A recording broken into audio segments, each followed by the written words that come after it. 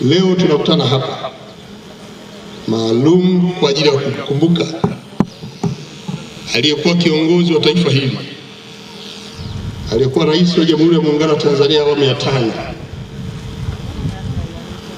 mpendwa wetu hayati Dr. John Pombe Magufuli. Baba wa taifa alipokuwa analihutubia taifa kwenye kifo cha aliyekuwa waziri mkuu hayati Edward Moringe Sokoine mwaka 1984, alisema tutamkumbuka marehemu Sokoine si tu kwa sababu alikuwa mchapakazi, kwa sababu wako watu ndio wanachapa kazi. Tutamkumbuka hayati Moringe Sokoine si tu kwa sababu ya akili yake, kwa sababu watu wengi wana akili zao, lakini tutamkumbuka Moringe hayati Edward Sokoine kwa sababu alikuwa mzalendo. Wakati wale walikuwa wachapakazi na akili nyingi, hawakuwa wazalendo. Na tutamkumbuka Edward Moringe Sokoine kwa sababu alikuwa na busara, hekima katika kutekeleza wajibu wake. Wakati wengine walikuwa wanaongeza kuchapa kazi, hawakutumia busara na hekima katika kufanya kazi zao. Naomba kunukuu. Leo hii tuko hapa kwenye kumbukizi hii, hatuwezi kujitenga na sifa hizi kwa hayati Dr. John Pombe Magufuli. Alikuwa mchapakazi, alikuwa na akili za ndani ya darasa, lakini pia hata nje katika kutekeleza majukumu yake. Alikuwa ni kiongozi mzalendo. Uzalendo unajengwa na uwajibikaji, uaminifu, uadilifu, lakini pia kupenda maendeleo na matokeo ya kazi hizo.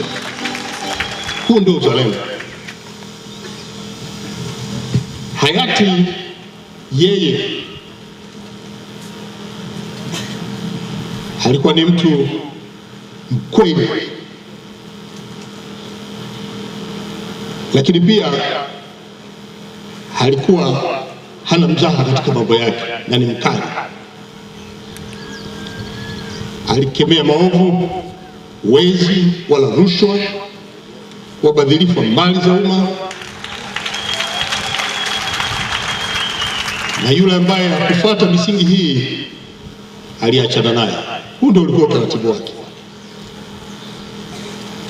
Leo pia tunamkumbuka hayati Dr. John Pombe Magufuli. Sisi ambao tulikuwa karibu naye tunaweza kushuhudia na kunufaika na busara zake na hekima zake katika kuongoza taifa hili, na hasa kutambua rasilimali za nchi na wananchi wenyewe na wanyonge wa kuwepo.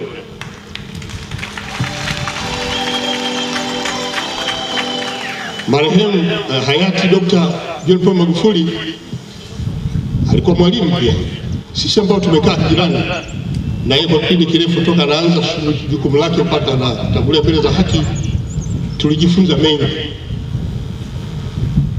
Tulikuwa na Mheshimiwa Dr. Samia Suluhu Hassan, rais wa Jamhuri ya Muungano wa Tanzania sasa akiwa makamu wa rais, lakini ilikuwepo pia na mimi pia Mheshimiwa Dr. Mwinyi amefanya naye kazi, rais wa Zanzibar.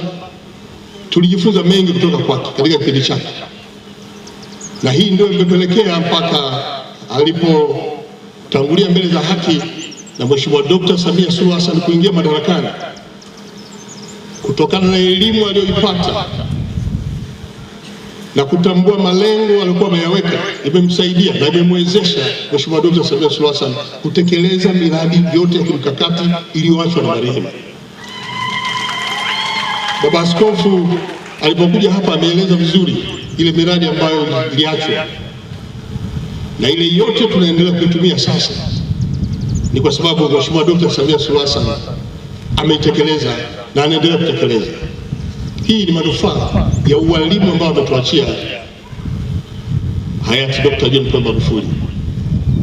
Leo tukiwa hapa tunatambua kwamba Watanzania, wana Geita, wana Chato, tunajiona kabisa kwamba tumempoteza. Hatunaye. Nataka niwaambie tunaye, yupo kwenye mioyo yetu. Tuendelee kumuenzi kwa mazuri yote aliyoyatenda, iwe ndio heshima yake, na kila mmoja kwa dhambi lake tuendelee kumwombea ili Mwenyezi Mungu aendelee kumweka mahali pema peponi. Amina.